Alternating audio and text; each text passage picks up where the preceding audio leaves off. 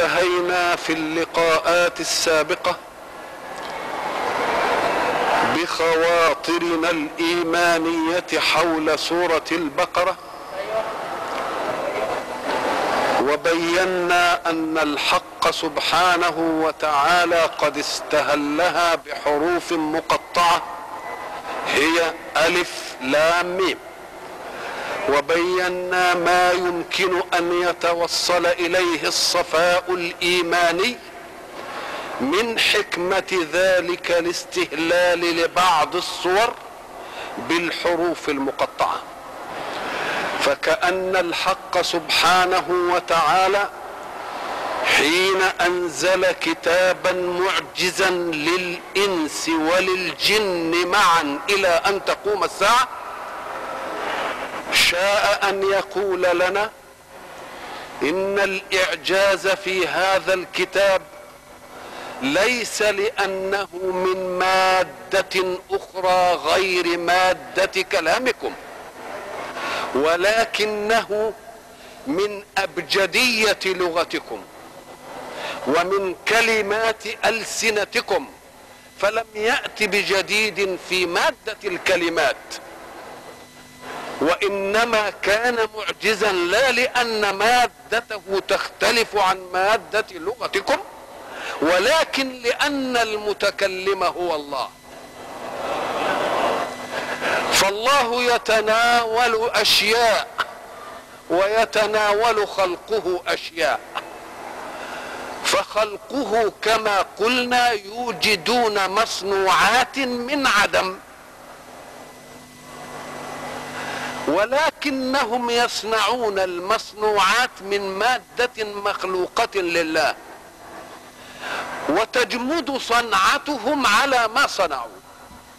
فلم يصنعوا كوبا كما قلت صغيرا لينمو، ولم يصنعوا كوبين ليتزاوجا وينشئا أكوابا صغارا. إذن فصنعة الخلق تظل مجمدة على ما هي عليه، ومعنى أنها مجمدة أنه لا حياة فيها. ولكن الخالق يخلق الشيء ويعطيه مادة الحياة، فيخلق آدم ويخلق حواء، ومنهما يتكاثر النوع الإنساني، ويخلق البذرة ومنها يتكاثر النوع النباتي، ويخلق الحيوان ومنه يتكاثر النوع الحيواني. فكأن الله يقول أنا أخلق وأهب الحياة لمن أخلق لتظل سلسلة الحياة فيه موجودة، وأنتم إن صنعتم شيئا فسيجمد على ما تصنعونه ولا ينمو ولا يتناسل. كذلك يتكلم الله بكلام من حروف كلماتنا، لذلك كان معجزا لأن فيه الحياة، ولأنه يعطي دائما عطاء جديدا.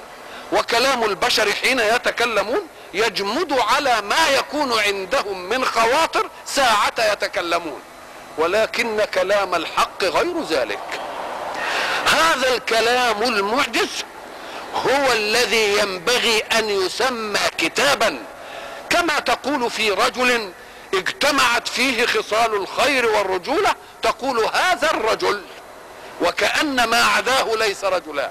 فكأن الله قال ألف لام ميم ذلك الكتاب الذي يصح أن يسمى كتابا هو هذا القرآن، لأنه بلغ القمة في الوصف بالكتابية التي تعني أننا نسجل الخير النافع. وضمن الله فيه الهدى، وقلنا في الهدى إنه الدلالة الموصلة إلى المطلوب، إذن فهو طريق إلى خير مبتغى. ومن الذي وضع الطريق إلى الخير؟ إنه الله، ومن أعلم من الله. إذن قد يأتي البشر ليضعوا طريقا موصلا للخير، ولكن علمهم محدود وقدراتهم محدودة وحكمتهم محدودة، فهم يضعون الطريق على وفق هذه المحدودية في القدرة والعلم والحكمة. والله حين يضع للناس طريق هدى يضعه على منتهى حكمته، وعلى منتهى علمه وعلى منتهى قدرته. هدى للمتقين وصفهم الله كما تكلمنا سابقا، الذين يؤمنون بالغيب بما غاب عنهم من إله قوي قادر خالق، ويؤمنون بملائكته كما أخبر هو بهم، ويؤمنون بكتبه وبرسله، ويؤمنون باليوم الآخر. كل ذلك أمور غيبية. الأمور الغيبية فيها أمر هو أمر القمة الغيبية. القمة الغيبية أن تؤمن بالله، وبعد ذلك تؤمن بما قاله لك الله. فحين يقول لي ملائكة وأنت لا تراهم فقل نعم على الرحب والسعة، لك ملائكة وإن كنت لا أراهم، لأن الذي أخبرني بهم آمنت به بعقلي أنه إله. وما دام قد قال أني خلقت ملائكة لا تتهم قول الله بأنك لا ترى الملائكة، وإلا كانت عينك تحكم على الله، والحق يريد أن يكون الله حكما على كل جوارحك وحكما على كل عقلك. فإذا قال لك لي ملائكة فله ملائكة، كونك لا تدركهم شيء آخر، لأن وجود الشيء شيء وإدراكه شيء آخر. فأنت لك روح وبها حياتك، أرأيتها؟ أسمعتها؟ أذقتها؟ أشممتها؟ ألمستها؟ بأي وسيلة من وسائل الأدراك لم تدرك روحك، ولكنك أدركتها بأثرها في حركة مادتك، بحيث إذا سلبت منك الروح صرت جيفة ورمة. إذن فقد عرفت الروح بأثرها فيك،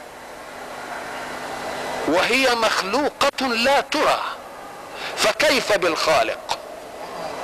أتريد وأنت عاجز أن تدرك مخلوقا هو في ذاتك وهو في نفسك، ومع ذلك لا تدركه إلا بأثاره، ثم تحاول بعد ذلك أن تقول أنا لم أرى الحق؟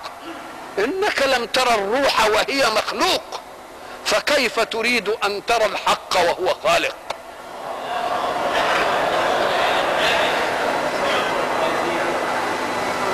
هدى للمتقين الذين يؤمنون بالغيب.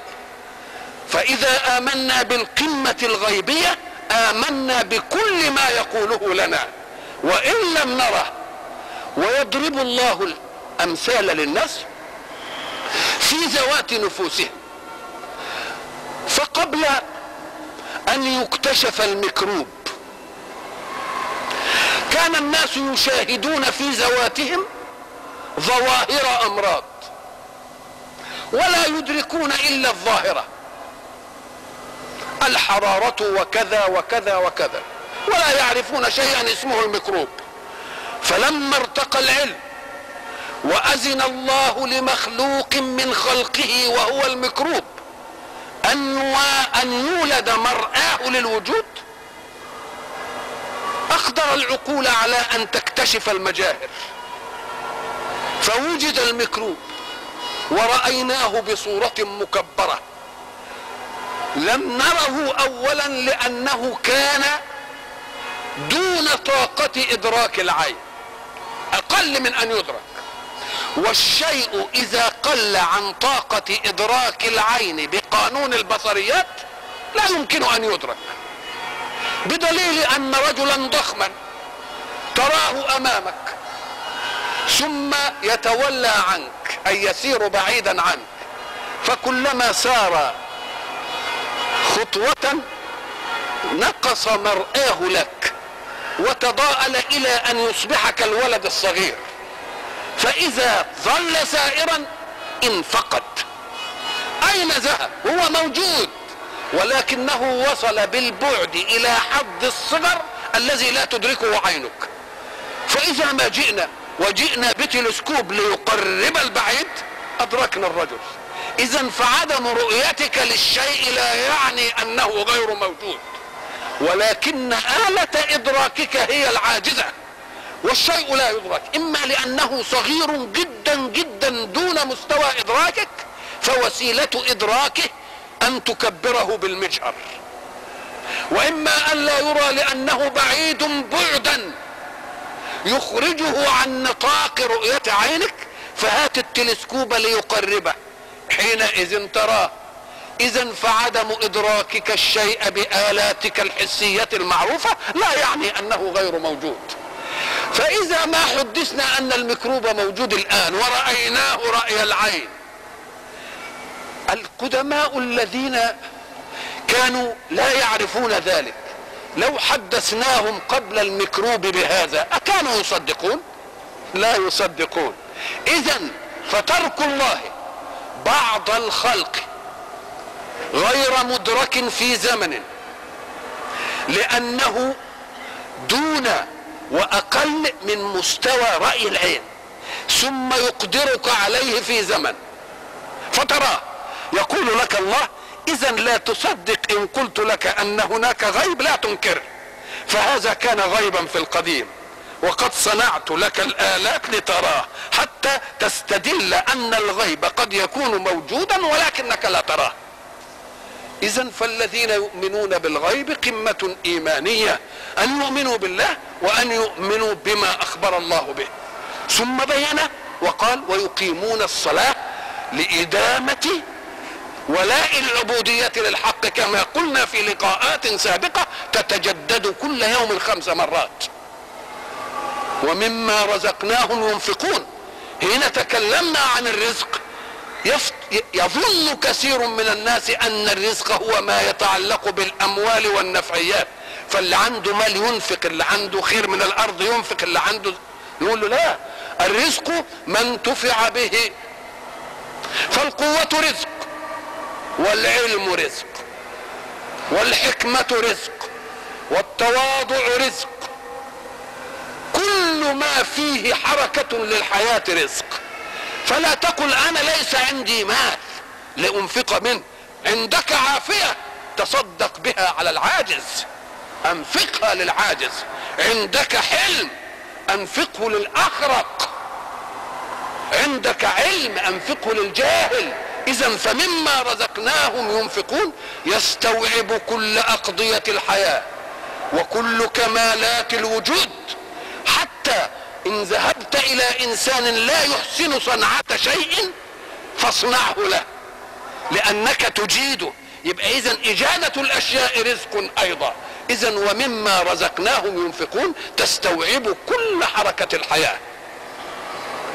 ثم بعد ذلك حينما قال الذين يؤمنون بالغيب ويقومون الصلاة ومما رزقناهم ينفقون، نشاهد ان الله جاء بصنف اخر من الايمان.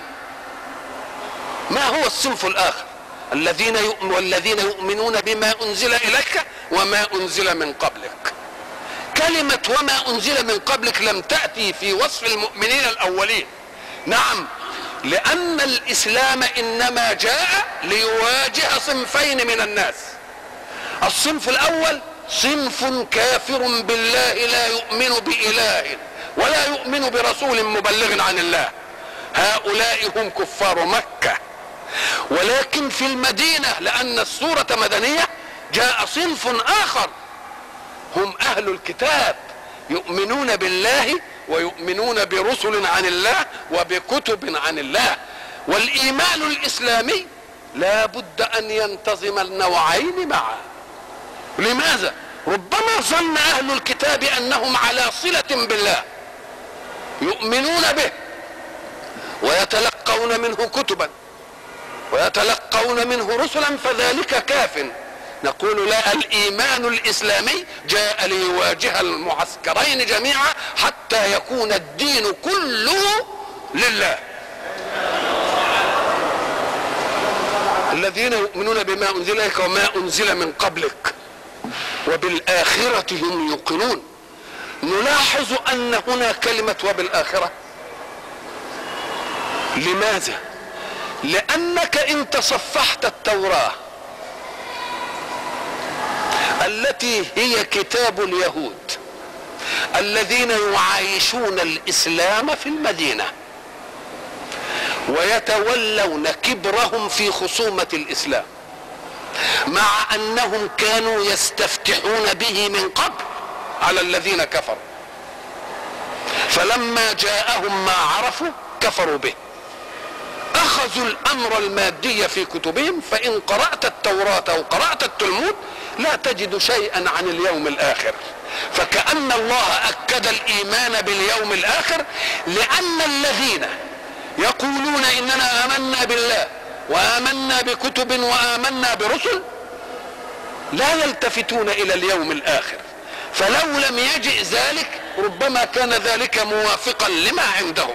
والاسلام يريد تصورا كماليا ينتظم كل شيء، من الايمان بالله قمة ابتداء الى الايمان باليوم الاخر قمة انتهاء. هنا يريد الحق سبحانه وتعالى ان يصف الذين امنوا اولا والذين امنوا ثانيا. قال اولئك على هدى من ربهم واولئك هم المفلحون. اولئك من هم؟ الاولين ام الذين امنوا ثانيا؟ عندنا صنفين من الايمان: الذين يؤمنون بالغيب ويقيمون الصلاة ومما رزقناهم ينفقون، هذا صنف. والذين يؤمنون بما انزل اليك وبما انزل من قبلك وبالاخرة هم يوقنون، هذا صنف اخر. اولئك تعود الى من؟ تعود الى مجموعهم، يعني الاثنين. طيب لما كان اولئك على هدى من ربهم يقول وهم المفلحون، انما قال ثانيا واولئك هم المفلحون، يبقى فيه اولئك الى مكان واولئك الى مكان اخر. نقول له صادق، هل الوصفان في اولئك على هدى واولئك هم المفلحون متحدين؟ الخبر مختلف. اولئك على هدى، والهدى هو الدلالة الموصلة للمطلوب، واولئك هم المفلحون هل هي الدلالة ولا الغاية المطلوبة؟ الغاية المطلوبة. يبقى هم على هدى فوصلوا الى الفلاح، يبقى الاول دلالة موصلة الى المطلوب، والثاني غاية وهو الفلاح. طيب الاولين لهم الدلالة فقط وليست لهم الغاية، والثانيين لهم الغاية وليست لهم الدلالة، ولا الاثنين لهم الدلالة بالهدى ولهم الغاية بالفلاح؟ الاثنين.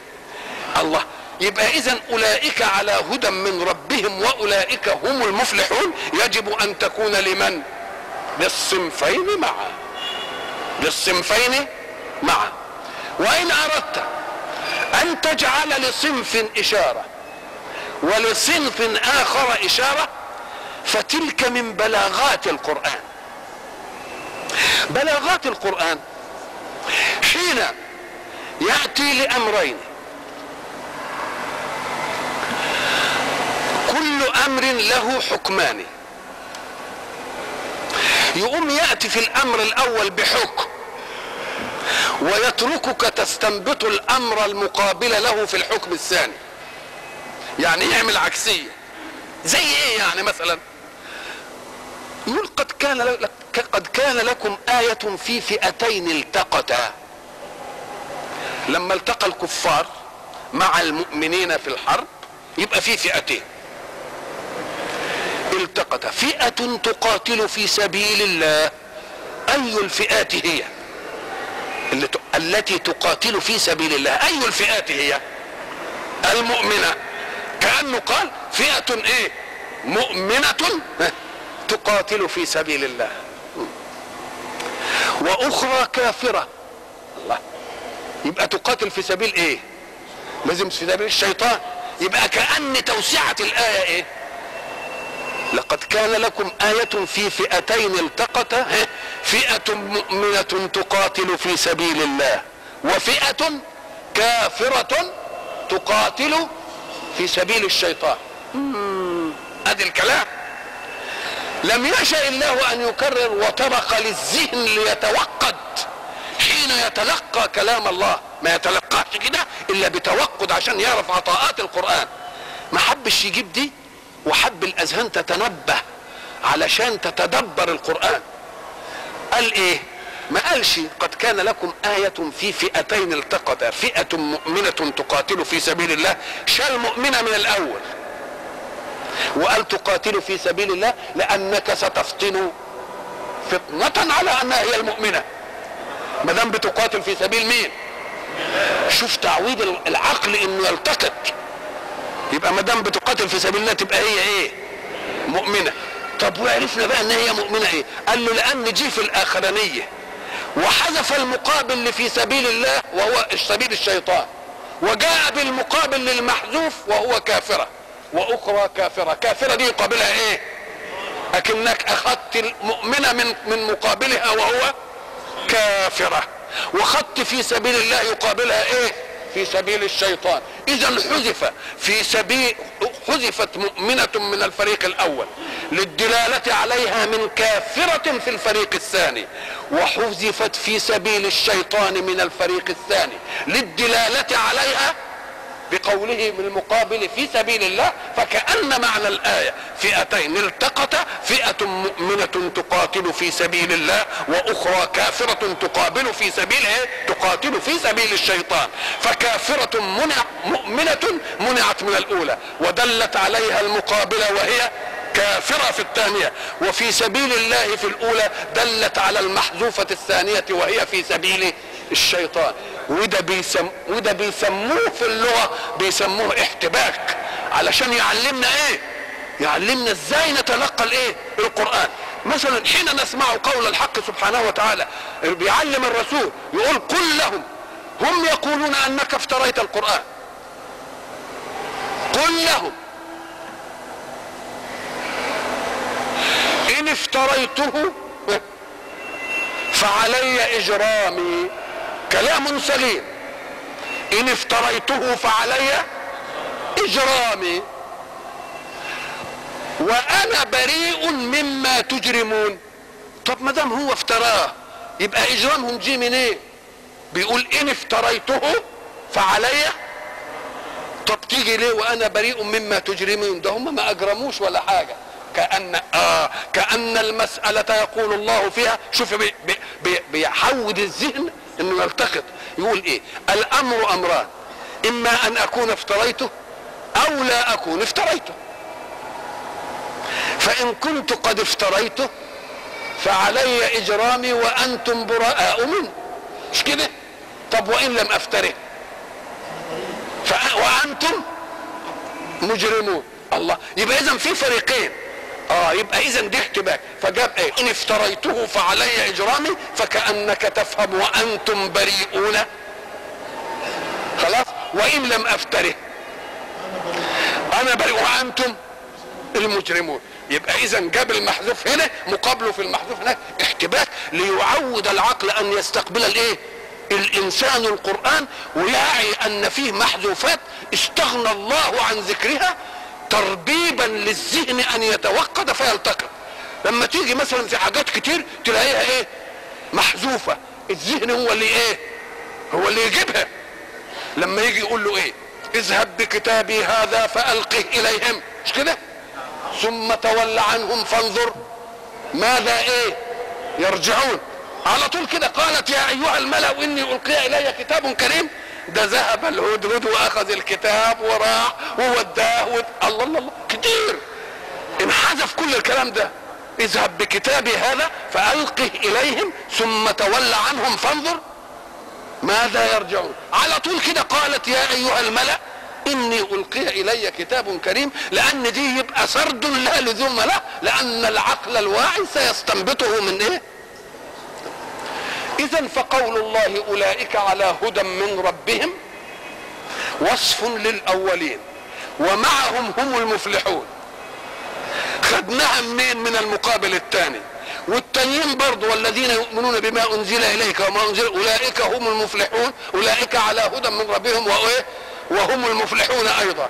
فكأن اولئك للاول جاءت على هدى وتركهم مفلحون لدلالة الثاني عليه، وحذف من الثاني على هدى ودلت الاولى عليه. فكأن الله قال والطائفة المؤمنة الأولى على هدى من ربهم وهم المفلحون، والطائفة الثانية على هدى من ربهم وهم المفلحون.